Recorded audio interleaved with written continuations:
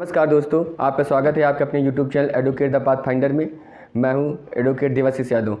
दोस्तों, जो लोग मेरे चैनल पहली बार विजिट कर रहे हैं, चैनल सब्सक्राइब कर लें और बेल आइकन बटन क्लिक करना ना भूलें ताकि हमारे द्वारा अपलोड किया वीडियो आप तक सर्वप्रथम पहले पहुँचे।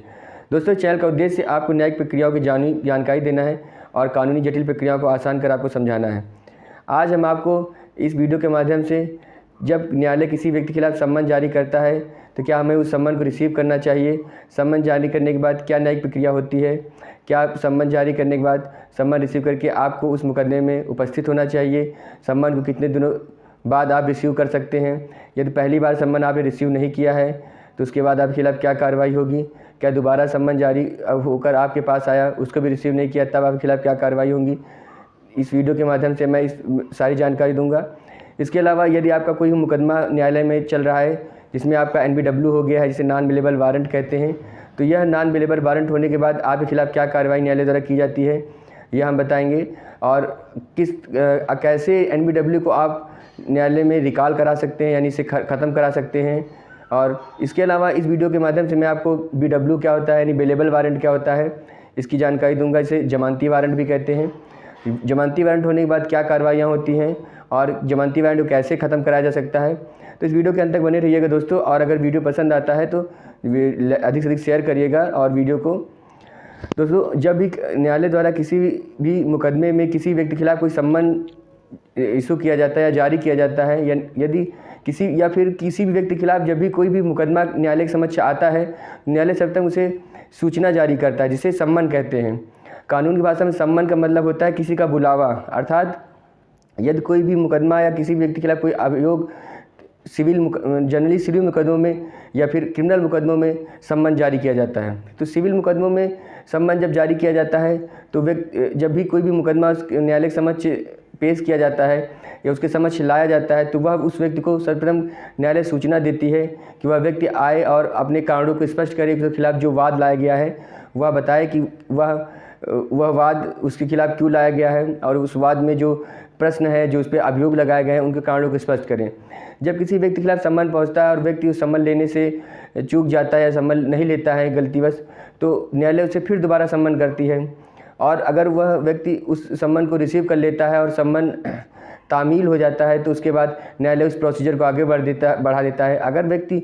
सम्मन तामील होने के बाद न्यायालय में नहीं पहुँचता है और तामीला रिपोर्ट न्यायालय में उसकी जो मुकदमा होता है उसमें पहुँच जाती है, उसके बाद न्यायालय उसे एकपक्षीय रूप से सुनने लगता है। इसलिए दोस्तों, अगर आपके खिलाफ भी कोई भी मुकदमा न्यायालय में चल रहा है तो अगर उसमें कोई सम्मन आता है तो आप पहले उस सम्मन को रिसीव कर लीजिए और न्यायालय में अपने कारण को स्पष्ट करें कि और अपने जवाब को लगाएं ताकि न्यायालय आपके खिलाफ एकपक्षीय कार्रवाई ना करे। क्योंकि कभी कभी ये होता है कि आपके खिलाफ कोई झूठा मुकदमा दर्ज किया जाता है और आपको जानकारी नहीं हो पाती है और आपके खिलाफ न्यायालय एकपक्षीय रूप से आप ही सही होते हैं, लेकिन आपके खिलाफ एकपक्षीय रूप से आपके विरोध में कोई भी आर्डर आ जाता है और बाद में आपको बहुत सारी तकलीफ़ें सहनी पड़ती हैं। इसलिए अगर कोई भी सम्मन आपके खिलाफ जारी होता है तो सम्मन जारी होने के बाद जो डेट नियत होती है न्यायालय में, उसमें जा करके अपने सम्मन के बाद उसके जवाब दीजिए और मुकदमा क्या है उसको न्यायिक तरीके से उसमें उपस्थित होकर के उसका जवाब दीजिए। दोस्तों, NBW क्या होता है? NBW का मतलब होता है गैर जमानती वारंट। इसका मतलब यह होता है कि यदि कोई भी व्यक्ति न्यायालय या फिर किसी भी सक्षम अर्ध न्यायालय जैसे कमिश्नरेट या फिर जो भी न्यायालय होती है जिन्हें न्यायिक शक्तियाँ प्राप्त होती है किसी मुकदमे को सुनने की, अगर उनमें कोई मुकदमा चल रहा होता है और वह व्यक्ति उस मुकदमे में हाजिर नहीं होता है तो CRPC धारा 70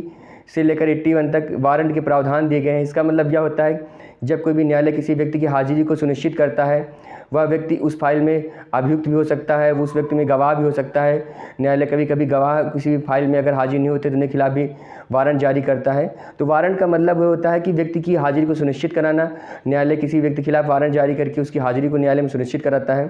ताकि वह न्यायिक कार्य में भाग ले और न्याय की अवधारणा में कोर्ट ऑफ कंटेम्प्ट न करे। कभी कभी न्यायालय यह NBW साक्षियों के जो गवाह होते हैं वो चाहे प्रशासनिक अधिकारी हो या फिर कोई भी हो, उन्हें खिलाफ भी जारी करता है ताकि वो न्यायालय में आकर के उस मुकदमे के संबंधित जो उनकी लायबिलिटी है, जो अगर गवाही है तो गवाही या साक्षी है तो साक्ष्य अपने दाखिल करें। तो इस प्रकार NBW वारंट जब किसी भी व्यक्ति के खिलाफ न्यायालय जारी करता है तो वह NBW उस व्यक्ति के नाम से निर्दिष्ट होता है, न्यायालय की मोहर लगी होती है और जिस डेट में तारीख जारी होता है उस पर लगा होता है। इस प्रकार NBW जब किसी व्यक्ति के खिलाफ हो जाता है तो आप वह व्यक्ति अगर NBW में आ करके रिकॉल करा लेता है तो उसे जेल नहीं जाना पड़ता है। अगर वह NBW जारी होने के बाद व्यक्ति स्वयं ना करके उस निर्दिष्ट पुलिस अधिकारी द्वारा गिरफ्तार किया जाता है तो उसे उस पर रिकॉल कराता है और उसे जेल भी जाना पड़ सकता है। NBW करने से पहले कोर्टें सबसे पहले BW करती है, इसे बेलेबल वारंट कहते हैं। यह एक ऐसा वारंट होता है जब किसी व्यक्ति के खिलाफ जारी होता है तो वह व्यक्ति न्यायालय में उस समय सीमा के अंदर उपस्थित होकर के न्यायालय को सुनिश्चित करा देता है कि वह न्यायालय में आगे की कार्रवाई में भाग लेगा और वह माननीय न्यायालय से यह प्रार्थना करता है कि BW के खिलाफ ख़त्म कर दिया जाए। इस प्रकार कोर्ट उसे सेम डेट, जिस डेट पे BW करती है उसके अगली डेट पे BW को वो रिकॉल करके सुनकर उसे ख़त्म कर देती है और व्यक्ति के खिलाफ जो भी कार्रवाई होती है वो चलने लगती है। तो इस प्रकार अगर आपके खिलाफ BW हो जाता है तो आप उसे तुरंत रिकॉल कर सकते हैं। BW की कार्रवाई में कोर्ट उसे व्यक्ति को हाजिर करके उससे यह अंडरटेकिंग लेता है क्योंकि जो उसके खिलाफ अभियोग लगाए गए हैं उसके जो न्यायिक विचरण होगा उसमें आप हाजिर होंगे। उसकी हर नियत तारीख पे अगर किसी भी तारीख पे आप नहीं पहुंचेंगे तो आप द्वारा अधिवक्ता न्यायालय को सूचना देंगे। इस प्रकार से वह अंडरटेकिंग लेता है क्योंकि क्रिमिनल केसेस में जब व्यक्ति को जमानत दी जाती है तो न्यायालय यह देखता है कि आपको अगर जमानत दी गई है तो आप सिक्योरिटीज़ दाखिल करते हैं और यह न्यायालय के समक्ष एक अंडरटेकिंग देते हैं कि हम न्यायालय की समस्त न्यायिक कार्यों में स्वयं या फिर द्वारा काउंसिल उपस्थित होंगे और अपने लगाए हुए आरोपों का बचाव करेंगे। तो इस प्रकार अब जब न्यायालय की पैरवी में आप नहीं जाते हैं तो आपके खिलाफ ऐसी BW कार्रवाई होती है। BW कार्रवाई में अगर आप नहीं पहुंचते, आपको नहीं जानकारी होती है तो BW के बाद कोर्ट आपके खिलाफ NBW कार्रवाई करती है, इसे नॉन बेलेबल वारंट कहते हैं। इसके करने के बाद आपके खिलाफ कठोरतम कार्रवाई न्यायालय करती है। आप सर्वप्रथम जिस थाने के अंतर्गत आप रहे होते हैं उस भार साधक अधिकारी के नाम से न्यायालय आपके खिलाफ NBW का एक आदेश जारी करता है और वह कहता है कि इस व्यक्ति को गिरफ्तार करके न्यायालय के समक्ष हाजिर किया जाए। और यदि आप तय समय सीमा से पहले आप न्यायालय में अगर हाजिर होकर के अपने NBW को रिकॉल करा लेते हैं तो यह न्यायालय की सेक्शन 71 CRPC के अंतर्गत न्यायालय आपको दोबारा जमानती आपके ला सकता है, मांग सकता है कि आप सिक्योरिटी दीजिए कि आप न्यायालय में अन्य कार्यों में उपस्थित होंगे, क्योंकि आपको जो कंडीशनल बेल कोर्ट देता है उसके आप प्रावधानों को उल्लंघन कर चुके होते हैं। तो इस प्रकार NBW में कोर्ट के पास पावर होता है कि वह आपके दोबारा सिक्योरिटीज़ दाखिल करने का दे, या फिर कभी कभी न्यायालय NBW की कार्रवाई करने के बाद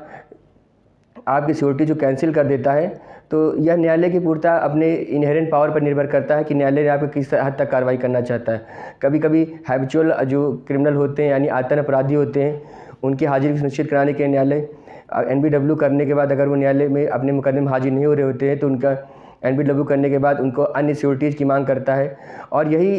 यही प्रोसेस जब न्यायालय जब साक्ष्य फाइल होती है, जब किसी भी पुलिस अधिकारी की गवाही लगी होती है या कोई भी अन्य सरकारी अधिकारी गवाह होता है और वह न्यायालय में हाजिर नहीं होता है तो उसकी हाजिरी सुनिश्चित कराने के लिए उसके खिलाफ भी न्यायालय NBW का वारंट करके उसके न्यायालय उस संबंधित थाने में भेजती है कि उस व्यक्ति को हाजिर कराया जाए, या उस विभाग को भेजती है कि व्यक्ति को हाजिर कराया जाए और जो न्यायालय में फाइल चल रही है न्यायालय के समय को बचाते हुए उस कार्रवाई में भाग ले ताकि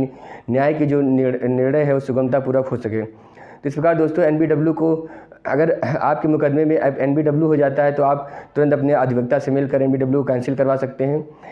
NBW की कार्रवाई न्यायालय द्वारा ही की जाती है, न्यायालय ही NBW अपने नाम से जारी करता है और जिस व्यक्ति के नाम से जारी NBW होता है उस व्यक्ति के नाम और उसके निवास स्थान और उस थाने का नाम से जारी करता है और न्यायालय की मुद्रा लगाकर ही NBW जारी किया जाता है। और जिस थाने के अंतर्गत आप रह रहे होते हैं उसके यह आदेश दिया जाता है कि इस को हाजिर किया जाए। तो इस प्रकार दोस्तों अगर हमारी द्वारा दी गई जानकारी को पसंद आती है तो इसे अधिक से अधिक शेयर करें और वीडियो को लाइक करें। और आपके खिलाफ आपको भी अगर कोई भी जानकारी अपने मुकदमे में NBW या BW रिकॉल के संबंधित चाहिए तो वीडियो के कमेंट बॉक्स में आप अपने प्रश्न को टाइप कर सकते हैं और इसकी स्क्रीन पर WhatsApp जो नंबर दिख रहा है इस पर भी अपने सवाल पूछ सकते हैं। नमस्कार दोस्तों।